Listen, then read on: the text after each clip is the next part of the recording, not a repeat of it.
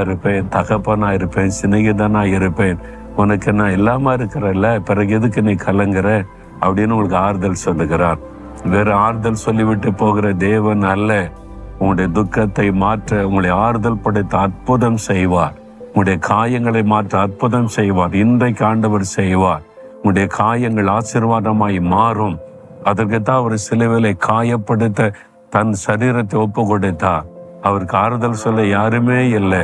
அந்த சிலுவையிலே பாடுபட்டு நெருக்கப்பட்டு தனிமையில் தொங்கும் போது ஆறுதல் சொல்ல யாராவது இருந்தாங்களா?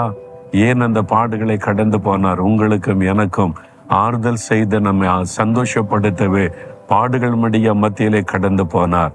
இன்னைக்கு உங்களை பார்த்து சொல்றாரு, என் மகனை சோர்ந்து போகாத, என் மகளே சோர்ந்து போகாத, அழாத, நான் உனக்கு இருக்கிறேன்னு சொல்லுகிறார். அவரை பார்த்து சொல்லுங்க, ஆண்டவரே நீர் எனக்கு ஆறுதலாய் இருக்கிறதற்காய் ஸ்தோத்திரம். உம்முடைய ஆறுதல்களுக்காக நன்றி செலுத்துகிறேன்.